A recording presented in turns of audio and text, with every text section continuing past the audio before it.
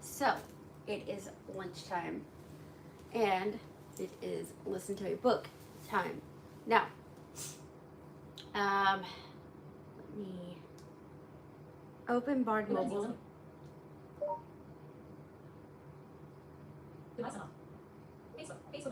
I did not want Facebook. The hell?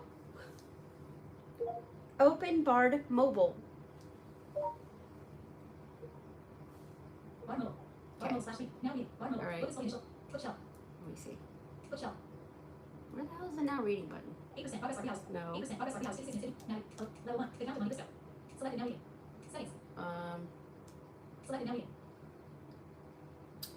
me see. Do they have? Wait.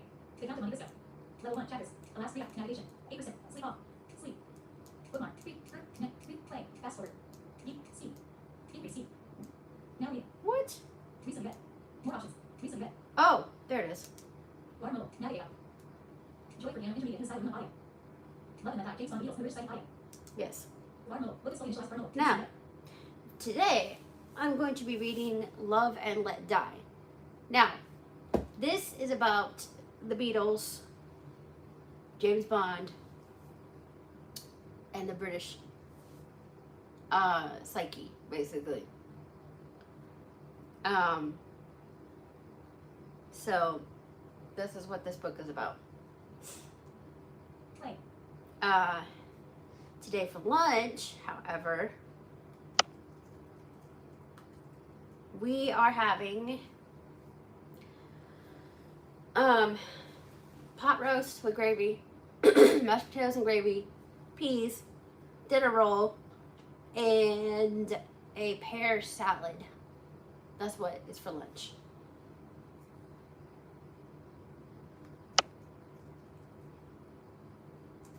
So, if you guys are into that kind of thing, which hold on. Let me scoot this way. Okay. All right. So, jump up here. Let me get my stuff out first. And then I will start with the book. And I have ice water to drink. Okay. Pear salad. My utensils.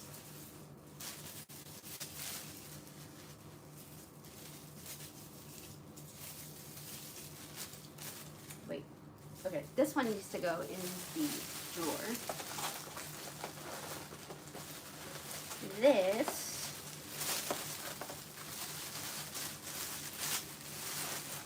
alright, hold on.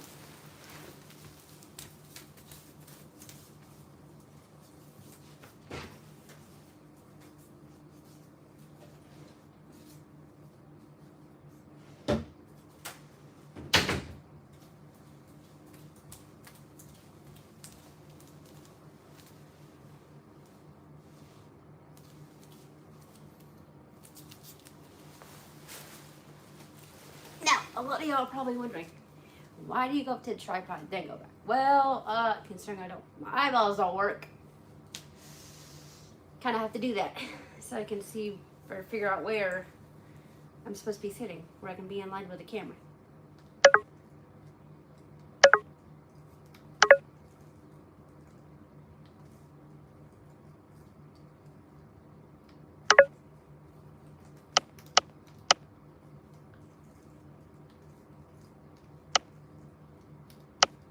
Okay.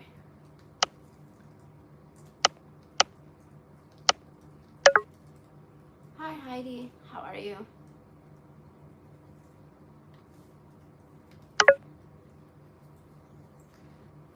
Okay, let's go. Guns. Being good at fighting bad guys looked like an way. Hold on, we're gonna restart this chapter. Previous. 1963. There are truths in that screaming. Play. Stop. 1963. 3, there are truths in that screaming. James Bond embodied an idealized version of male identity that was common after the Second World War. You can see. He was a man who could fight. He was brave, skilled, and willing to risk his life to defeat an oppressor. In the less wealthy areas of the country, like Connery's Fountain You can Room see. or Ringo's Liverpool Elite, the ability to fight was often necessary for survival. To the post-war generation of boys, raised on a diet of war comics that depicted combat in heroic and moral terms, being good at fighting bad guys looked like an admirable and desirable vision of masculinity. It offered competitiveness and excitement, and excused the violence to the greater moral good of protecting the innocent and vulnerable, and in particular, the saving of girls. Their parents, who had lived through the war, knew that things weren't quite that simple, and that the psychological cost of grief, loss, and trauma caused by violence was a heavy one. But who wanted to hear boring true-life war stories from old people when the adventures in comics and films were so thrilling? Although Bond was initially aimed at adults, and in Fleming's mind at least quite sophisticated adults, it soon found following among young boys. Watching Bond films was like watching football, one of those rare bonding activities that dads and their sons could enjoy doing together. Boys tend to find the glamorous women boring, but there was more than enough in the Bond films to grab their attention. Not least, the fights, explosions, and gadgets. And those gadgets were ideally suited to the toy market. Chief among the Bond toys was the 007 Aston Martin DB5 toy car, 4 inches long and painted gold instead of silver on the highly Bondian crowns that things painted gold looked great. This was the best-selling boys' toy of 1965, and also the first of the blockbuster toys for which demand outstripped supply and parents desperately hunt stock in the weeks before Christmas. In 1970, over 4 million of these cars had been sold in the UK alone. It was not just a race car. It had a bulletproof shield that popped up to There you the are. screen. Machine guns that emerged out of the front bumper, and most of all, a working ejector seat. The fact that the Aston Martin Oh, was la stylish memoria. car helped, but it was these modifications that made it such a successful toy. According to classic Look at all sports this yummy magazines, food. it was the greatest toy ever. Growing up with ace toys like this, it's easy to see the appeal of James Bond to post-war boys. While the Beatles were also raised after the war, they embodied a very different version of male identity. They were jokers rather than fighters, quick-witted and unpredictable. This was, of course, another survival technique in deprived areas. They were also emotionally direct, talking to teenage girls about love and romance. Their willingness to display what were then thought of as feminine qualities was visually symbolized by their mop-top hair, which seems entirely unremarkable now, but appeared shockingly feminine to those who had fought in a war and worn army regulation haircuts. Early Beatles singles acted as a conversation between the band and their female teenage audience. Those 7-inch singles were cheap, democratic, and readily available, and the songs on both sides of the vinyl were a powerfully direct form of communication. The words sung by John, Paul, and George might appear simple, but this was a feature rather than a bug. Those simple phrases bypassed the nets of the intellect and, propelled by the confidence of music, arrived undiluted in the heart. The boy sang of wanting to hold a hand, or ask the listener to please him, words which held enormous emotional power. They would only have been weakened by the kind of literary ambitions that better educated songwriters believed were necessary. For teenage girls who owned a dance set or other portable record player, they could take the singles into the privacy of their own bedroom, where they would be alone with those voices. It was a type of intimacy unknown to earlier generations. The Beatles spoke directly to the emotional part of their audience, a part of them that the rest of the world failed to recognize or acknowledge. Being unattainable, the Fab Four were imagined as both perfect and non-threatening. What real-life boys at school could compete with them? There were 4 to choose from, which provoked endless conversations and complicated shifting allegiances between groups of friends. They came into the lives of teenage girls with all the force and purity of first love, that period after the heart is opened, but before experience had taught us to build walls around it for our own protection. The love these first fans felt for the Beatles could be almost overwhelming, and so the screaming started. There had been screaming before, of course. Throughout history, figures as diverse as Lord Byron or Frank Sinatra had become huge celebrities, as had less well-remembered figures such as Sarah Bernhardt and Vesta Tivity. But television had brought the Beatles into homes in a way that was entirely new. They became so familiar that they were almost part of the family. When girls got together, they recognized the same depths of feeling in each other, and that recognition acted as a confirmation that what they were feeling was real. This created a feedback loop of escalating emotion and energy that had to be vented somehow.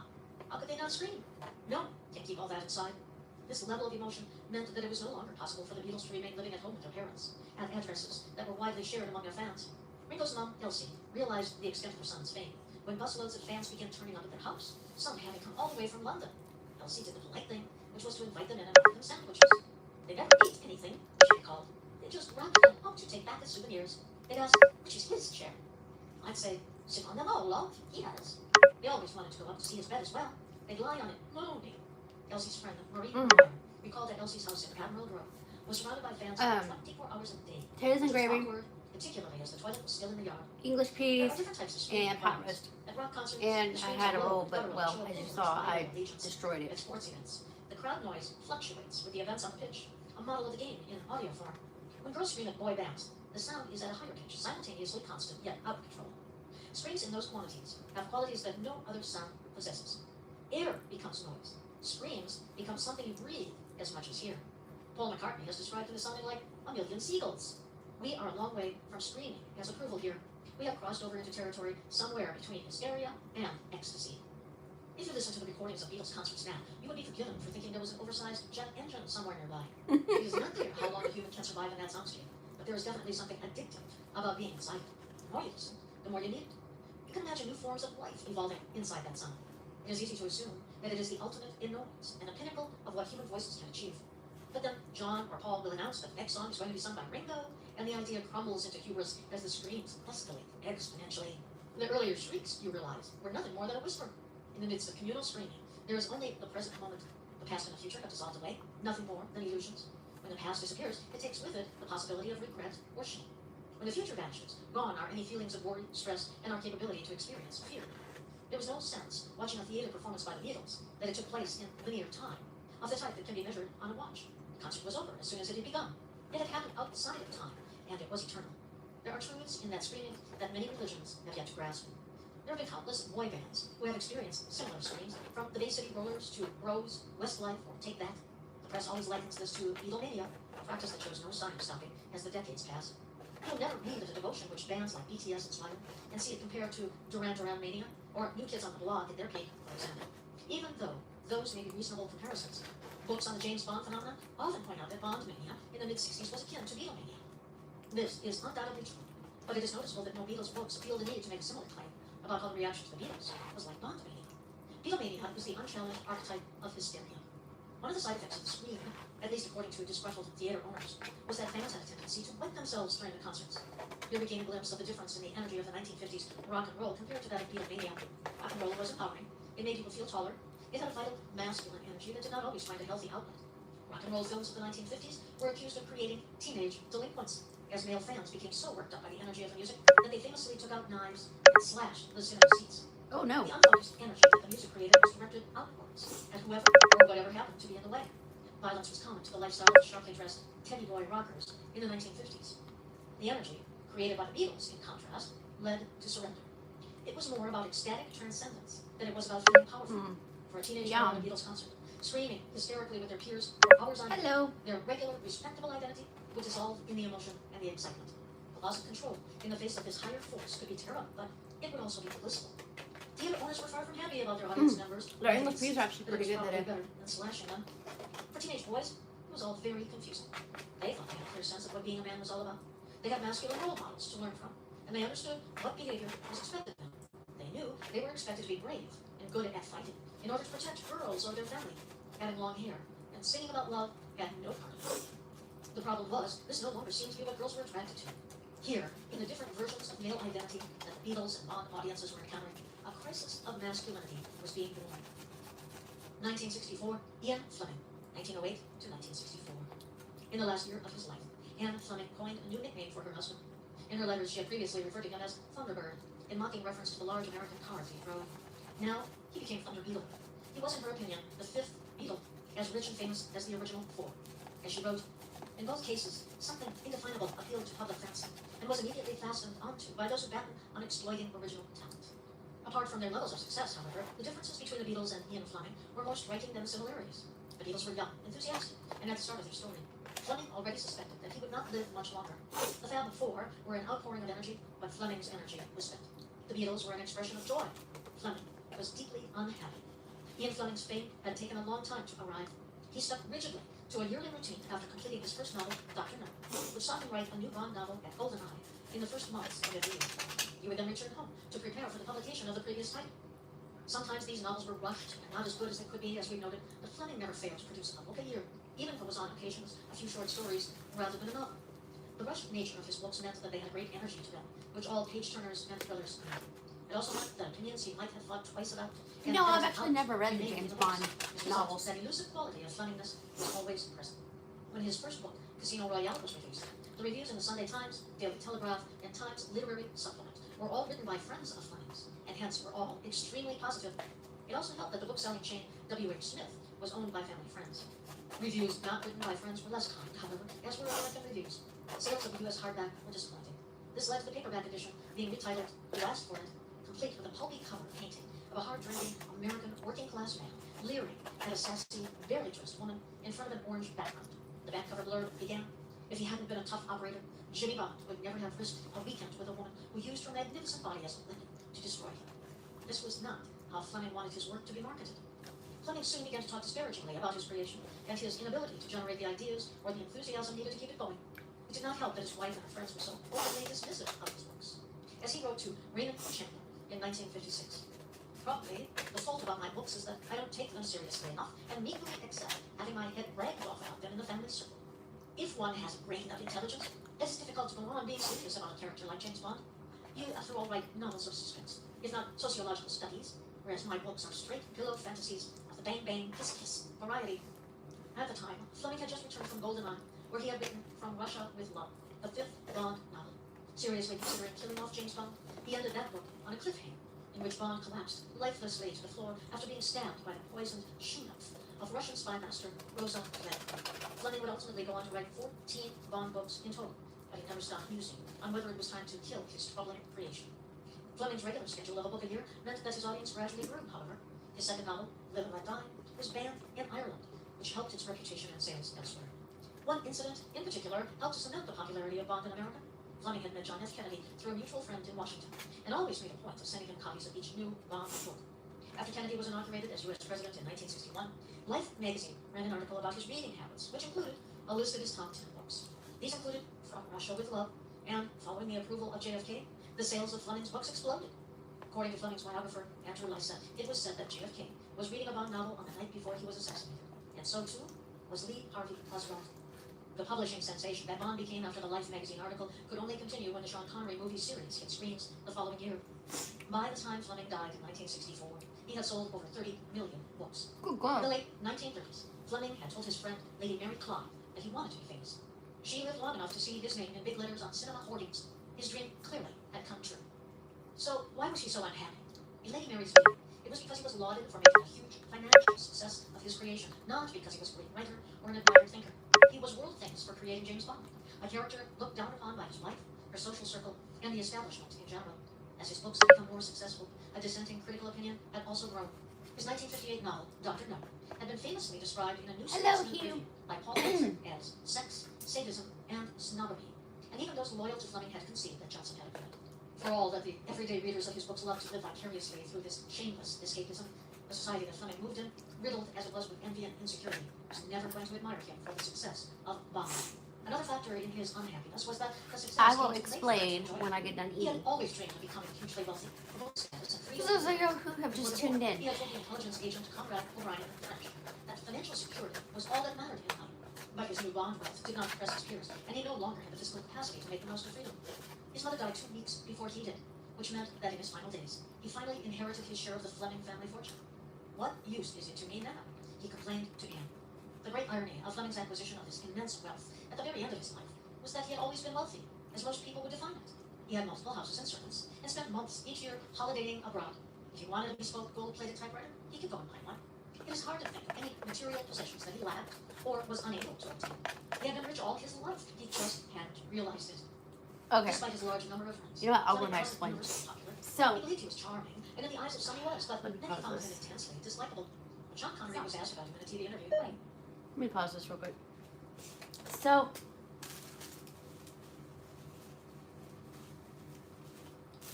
okay. Someone just asked me about my eyes. So, now, the reason why my eyes look the way that they do is due to my visual impairment. But, to kind of give y'all a little bit of backstory,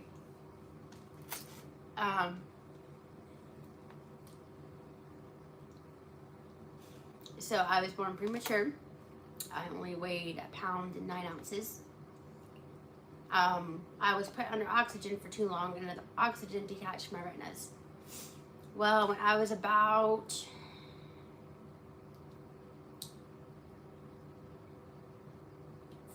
14, 15 years old, the color pigment in my eyes started, I just started losing all the color pigment in my eyes. I think it started with my right eye first. Was it my right eye? I think it was my right eye. And then it slowly spread to my left eye. And so that's why my eyes are the way that they are.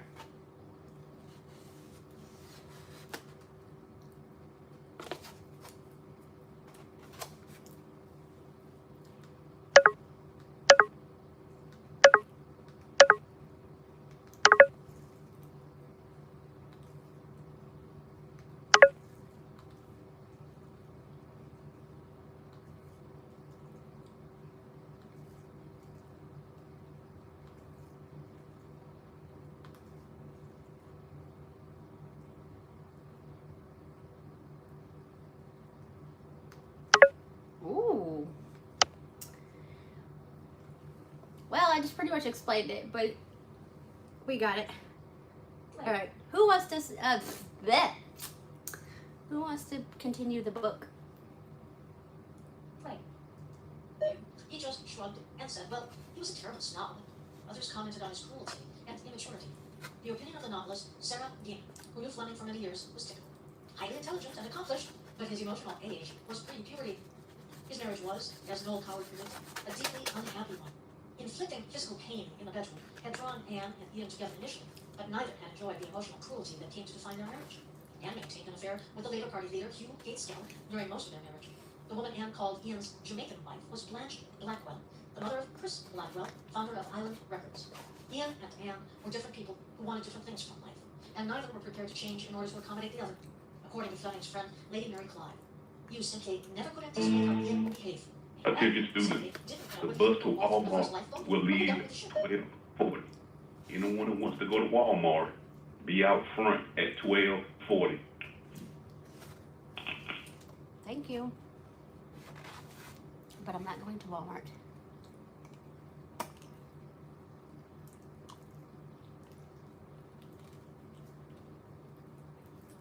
Mm-mm.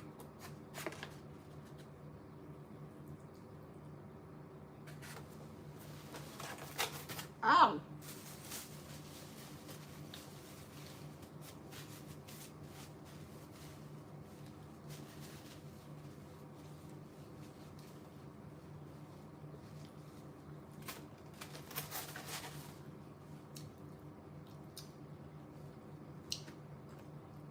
Okay. Let me back that up just a little bit. Play. Play. Rewind. That one, thanks.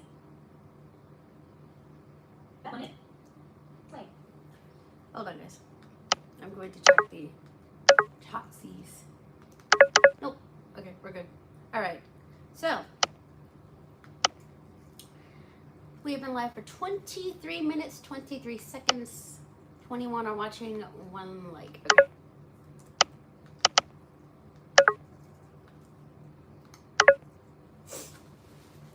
Okay. What the hell happened to my spoon? Oh, there it is. Okay. My spoon. Ah! Alright. Let's get back to the book. Was, as Noel Coward predicted, a deeply unhappy one. Inflicting physical pain in the bedroom had drawn Anne and Ian together initially, but neither had enjoyed the emotional cruelty that came to define their marriage. Anne maintained an affair with the Labour Party leader Hugh Gaitskell during most of their marriage. The woman Anne called Ian's Jamaican wife was Blanche Blackwell, the mother of Chris Blackwell, founder of Island Records. Ian and Anne were different people who wanted different things from life, and neither were prepared to change in order to accommodate the other. According to Fleming's friend, Lady Mary Clive, you simply never could anticipate how Ian would behave. Well, I simply didn't know whether he would go off in the first lifeboat or go down with the ship. In the war, if the Germans had invaded and Ian had turned out to be a great Quizzy, I would never have been surprised. He was totally unpredictable. Fleming, of course, served loyally during the war, but it is probably fair to say that he was motivated to fight for England rather than against fascism. Though he was never sufficiently politically motivated to endorse fascism, he was strikingly tolerant of it. During his time at Eton, he edited a magazine called The Wifer, which included Now. arguing that it was of the utmost importance that fascism centers were established in British public schools and universities. In the 1930s, he bought Mussolini's We are gonna passport, which eat he proudly displayed in his pear London flat salad. before the war. That flat had previously been used for meetings of the British Union of Fascists before Fleming bought the piece from Oswald Mosley. Mosley was then moving into a larger home ahead of his marriage to Diana Mitchford, a family friend of Ian's. That wedding took place in Germany, at the family home of Joseph Beatles, with Adolf Hitler as guest of honor. The friends that Fleming welcomed to his flat included Oswald's best man, Robert Gordon Canning, a notorious anti-Semite and fascist who was imprisoned during the war for his views, and John Fox Strangways, the second son of the Earl of Ilchester. According to Andrew Lysette, Strangways is best remembered for kicking the socialist politician Anne-Marie Bevin on the steps of White's in 1951. Anne-Marie Bevin, of course, was the architect of the National Health Service, which was established in time to save the life of young Ringo Starr. Fleming was against the National Health Service and the welfare state, and was disappointed that Churchill didn't dismantle it when he returned to power in 1951. The level of support for fascism among the British upper classes in the 1930s Let me see is a if subject it that few aristocratic families want to dwell upon. When examples emerge, they seem shocking, such as the photograph published by The Sun in 2015 of Queen Elizabeth II performing a Nazi salute at the age of 7, having been taught to do so by her mother. The logic of British aristocracy insists that certain bloodlines are superior to others, and fascism can be attractive to those who believe this. Fleming's politics were less ideological than this, however. He was simply opposed to communism, socialism, or anything that threatened the hierarchical, privileged world he had been born into. One of the rare political acts of his life was manning the signals at Leighton Buzzard Railway Station to help support the government during the general strike in 1926. Although he wrote the children's story Chitty Chitty Bang Bang for his son Casper, who he affectionately called 003 and a half, Fleming was not a good parent. Largely absent, he relied on nannies and boarding schools to raise his son. Even when they were living under the same roof, Casper was expected to stay with his nanny in the servant quarters. He believed that his son was spoiled, a view also shared by many who knew the family. Fleming was far from happy when, at the age of 4, Casper took to wearing a hibiscus flower behind his ear and referring to himself as Mary. For Fleming, carefree childhood play and explorations of identity like this were not to be encouraged. When Casper was 11, Fleming gave him an air rifle. The boy developed an unhealthy obsession with guns and was eventually expelled from Eton after a loaded handgun was found in his room. Badly affected by his father's death on his 12th birthday, Casper grew up rich, but with profound mental health problems, which were exacerbated by his excessive use of recreational drugs. As his mother wrote to Evelyn Waugh, Casper hates me and talks a little, but matricide. What shall I do? Following a failed suicide attempt at Goldeneye, in which he took an overdose and swam out to sea to drown, Casper finally succeeded in killing himself in London when he was still only 23 years old. His suicide note simply read, "If it is not this time, it will be the next." Fleming lived his life as an individual, committed to his own wants and desires, and unwilling to accommodate the needs of others. He was true to his beliefs and worldview, but it left him miserable. Even success on his own terms through novels that were a creative expression of his beliefs, rather than something he inherited or gifted by family connections, seemed hollow. When his success was seen alongside his idyllic life at Goldeneye and his young family, you could be forgiven for thinking his life must have been paradise. But there was no transcendence in Fleming's life, and no compassion. He could not give himself to others. Instead, he looked down on people, especially women, and made little attempt to hide it. Emotionally, he never matured beyond his schoolboy years, so life naturally proved to be as cold and indifferent as he was. Snobbery always leaves people unhappy. Fleming did, however, have a sense of adventure, a desire to travel, and a belief that something better was attainable. These qualities alone were not enough to lighten his soul, but distilled into pacey, entertaining fiction, they did take on a life of their own and resonated with a global audience. In some sense, Anne's nickname of Thunder Beetle was valid. After all, who else but Ian Fleming and the Beatles hit such a deep nerve with the public, both at home in England and globally? In 1964, at the height of his success, Fleming's heart gave out and he died. James Bond, as dispassionate as his creator, carried on regardless, unaffected by the death. Fleming's personality had already been condensed into the fantasy of Secret Agent 007, and so it seemed set to outlive him. But this super spy was now no longer bound by his creative skills. As a result, Bond would evolve over the following decades, with changing culture in ways that Ian Fleming would have been horrified by. 1964, Wayne. Wow. That. Wow. Just wow.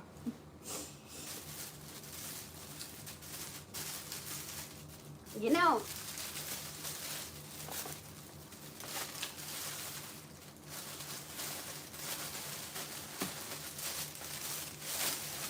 talking about whoops. Ooh, I didn't mean to press that. So talking about James Bond,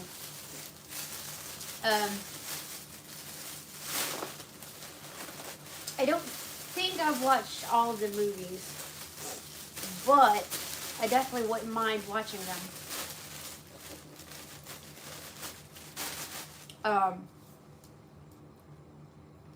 And reading the books too.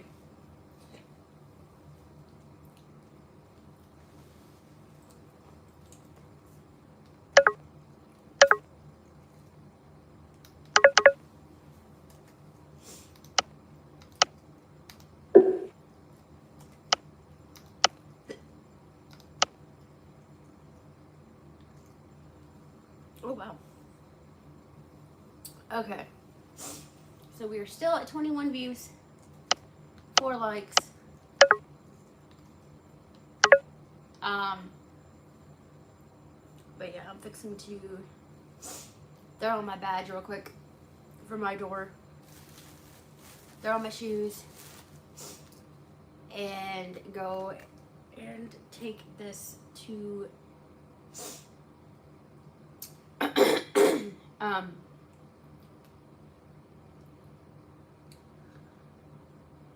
take this into the go throw this away real quick.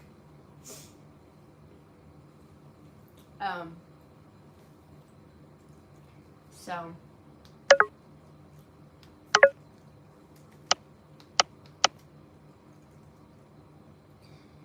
but I think I'm going to end this here, and then I will be back probably here in a little while. I'm actually going to hop on the computer and play around with OBS Studio and try to actually live stream on there and see how I can, because I want to try to live stream Mist World and see how well that works out. But I will be back later, guys.